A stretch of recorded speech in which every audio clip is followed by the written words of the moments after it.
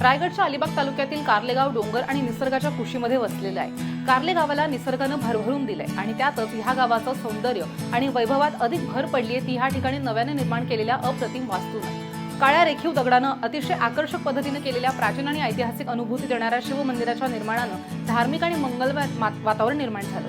त्यातच मंदिराच्या समोर असलेले तलाव, विहीर, वृक्षवल्ली यांनी शिवमंदिराचं महत्त्व द्विगुणित केलंय। शिवमंदिराची मजबूत आणि प्राचीन अनुभूती देणारं बांधकाम बघून अनेक जण भारावून जात आहेत।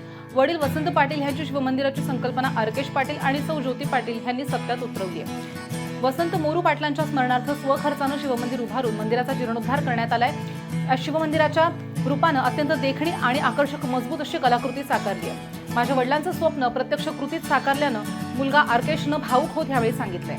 शिवमंदिराचे सोनेरी चमचमता कळस मंदिराच्या सौंदर्यामध्ये दुपटीनं भर घालतोय आणि हे शिवमंदिर हजारो वर्षांपूर्वीच्या प्रगत अभियांत्रिकी आणि कलात्मकतेचं प्रतीक बनेल असा विश्वासही ग्रामस्थ व्यक्त करतायत। शिवमंदिरं ही भारतीय स्थापत्यकला, शिल्पकला आणि संस्कृतीचा उत्कृष्ट नमुना मानली जातात। कारले गावामधल्या काळ्या पाषाणानं बनलेली शिवमंदिराची ही प्रतिमा सुद्धा शिल्प आणि कोरीव कामातनं अधिकच आकर्षक आणि प्रभावी दिसतेय। मंदिरातील सुंदर आणि रेखीव मूर्त्या मन प्रसन्न करणाऱ्या आहेत। कारले गावातील काळ्या पाषाणानं बनलेली शिवमंदिराची ही प्रतिभा सुद्धा शिल्प आणि कोरीव कामातनं अधिक आकर्षक आणि प्रभावी दिसतेय। मंदिरातील सुंदर आणि रेखीव मूर्त्या मन प्रसन्न करणाऱ्या आहेत। प्रांगणातील स्तंभ आणि तुळस सुद्धा लक्ष वेधून घेत आहे। हे शिवमंदिर भाविक, पर्यटक आणि शिवभक्तांना भक्तिस्त्रोत आणि आत्मिक समाधान देणारं ठरेल असा विश्वास अर्केश पाटील यांनी व्यक्त केला आहे। दादा, काय सांगाल, निसर्गाच्या कुशीमध्ये वसलेल्या कारले गावामध्ये आपण अतिशय सुंदर असं प्रतिम शिवमंदिर बांधलेलं आहे। काय या मंदिर बांधण्यामागची संकल्पना आहे? तिन्ही बाजूला पूर्ण डोंगर आणि मधोमध आपलं त्या तळे असलेलं एक देऊळ, सुंदरसं देऊळ होतं, पण जीर्ण पूर्ण झालेलं होतं ते देऊळ। या जीर्ण झालेल्या देवळाचे पूर्ण जीर्णोद्धार करण्याची इच्छा माझ्या वडिलांची, जे शिवभक्त होते, त्यांची होती। त्या अनुषंगाने मी त्यांची इच्छा पूर्ण करण्यासाठी हे देऊळ बांधले।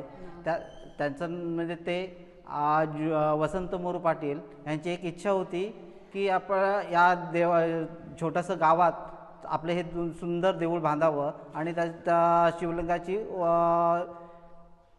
ही जीर्णोद्धार व्हावा याची त्यांची अपेक्षा होती। त्याप्रमाणे मी माझ्या पद्धतीने आणि माझ्या याने सर्वात चांगल्यात चांगलं देऊळ बांधता येईल याची प्रयत्न केलेला आहे।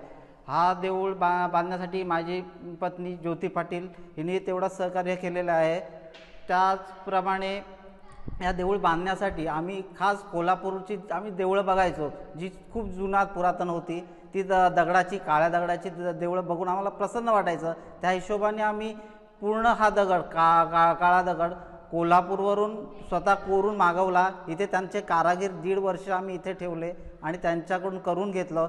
प्रयत्न केला खूप चांगलं करण्याचं, जे सुशोभित होईल। छोटंसं गाव आहे ते, या कारणाने लोक बघतील, त्याची प्रसिद्धी होईल आणि लोक येतील आपल्या गावात, हीच अपेक्षा होती। आणि जे पुरातन शिवमंदिर आहे, जे ही त्याची अशीच ही व्हावी ही माझी इच्छा आहे की जे आपल्या संस्कृती आहे ती उन्नतीत व्हावी। एकूणच आपण बघतोय की प्राचीन काळातील पुरातन ऐतिहासिक जी मंदिरं आहेत, त्या मंदिरांचं स्वरूप आणि वैशिष्ट्य हे मंदिर पाहिल्यानंतर त्या ठिकाणी प्रतिबिंबित होतं। काय सांगाल, ज्या पद्धतीनं हे दगड या ठिकाणी पाषाण वापरलेला आहे, दगडवीट किंवा इतर जे दगड आहेत, लाल मातीचा दगड यांचा वापर न करता आपण हे दगडं वापरलेली आहेत आणि मजबूत आणि आकर्षक असे दगड आणि एकूणच रचना आहे, त्याबद्दल काय सांगाल? आम्ही कोल्हापूरला जाताना बरेचशी अशी पुरातन दगडाची देवळं जुनी बघतो, तर ती कन्सेप्ट बघूनच आम्ही विचार केला की काळ्या दगडाची खरोखर ही कोरतात कशी आणि कोरली गेली तेवढं कठीण आहे। जांभा दगड लगेच कोरला जातो, पण हा कठीण दगड कोरणं सोपं नसतं। त्याची बघून आम्ही एक कारागीर आम्हाला भेटले, त्या हिशोबाने त्यांना आम्ही भेटून हा अशी कन्सेप्ट सांगितली। थोडा खर्च वाढेल, खूप होईल, पण आम्ही त्याचा विचार न करता पुरातन याची ही कशी होईल याची ही केली आम्ही। आणि तो काळा दगडामध्ये हे कोरीव त्यांच्याकडून आम्ही कोरून घेऊन हे मंदिर हे केलेलं आहे। दादा, काय नाव आपलं? कारले गावामध्ये जे काही शिवमंदिर साकारलेलं आहे, काय वाटतंय मनाला समाधान? अतिशय सुंदर असं हे मंदिर पाहून तुम्ही आता मंदिराच्या गाभाऱ्यात आहात, काय नाव? माझं नाव मंगेश श्रीराम पाटील। मी या गावातील मंदिराच्या साईडलाच माझं घर आहे। आणि माझी पण इच्छा होती की माझे काका होते ते आता या दुनियेमध्ये नाहीच आता, पण त्यांची इच्छा होती की मला पूर्वीपासून बोलायचे ते की आपल्या गावात जेव्हा मंदिर कोण करत असेल काय करत असेल तर माझी त्याला मदत आहे किंवा काय असेल तर मला सांगा, मी करून देईन असं त्यांची इच्छा होती. तर त्यांचा मुलगा श्री आरकेश वसंत पाटील ह्यांनी ती इच्छा त्यांची मनापासून पूर्ण करून बाहेरून सर्व कारागीर आणून त्यांनी हे गावासाठी आम्हाला प्रोत्साहन दिलेलं आहे. आणि त्या मंदिराच्या समोर एक दीपस्तंभ, तो मी अलिबाग तालुक्यामध्ये असा दीपस्तंभ बघितलाच नाही कुठे, आणि एवढं त्यांनी स्वखर्चाने हे मंदिर गावासाठी करून दिलेलं आहे. याच्या अगोदर की आमच्या इथे जे प्रोग्राम व्हायचे गावातले, ती लोकं यायची बाहेरगावावरून लोकं यायची, ती लोकं आम्हाला बोलायचे असे की अरे काय तुमचं मंदिर हे असं गावातलं.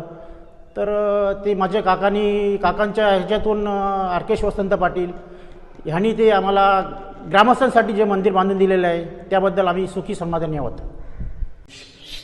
दादा, काय नाव आपलं, काय सांगाल? अतिशय भव्य दिव्य असं मंदिर या ठिकाणी पाषाणानं साकारलेलं उभं राहिलेलं आहे. कसं वाटतंय एकूणच हे मंदिर पाहून? नाव काय? माझे नाव सुरेश मोरू पाटील. माझे हे 2 नंबरचे माझे मोठे भाऊ, आणि त्यांची पूर्वीपासून इच्छा होती की आपल्या गावात आपले जे जुने देऊळ आहे ते मोडकळीस आलेले आहे ते चांगले व्हावे, तर त्यांची इच्छा होती. आणि त्यांची इच्छा पूर्ण त्यांचा मुलगा आरकेश वसंत पाटील यांनी पूर्ण केलेली आहे. त्याच्यामुळे आम्हाला भरपूर आनंद झालेला आहे. घरासमोरच शिवमंदिर होतं, तर आम्ही नेहमी बघायचो की मोडकळीस आलं होतं. कोरोनापासून आम्ही याची सुरुवात केली होती थोडी. त्याच्यानंतर आम्ही इतर देवळं कोल्हापूरला जाऊन बघितली, त्याप्रमाणे तिकडनं कारागीर मागवले आणि पंचक्रोशीत असं देऊळ नाही तेवढं सुंदर देऊळ बांधलेलं आहे.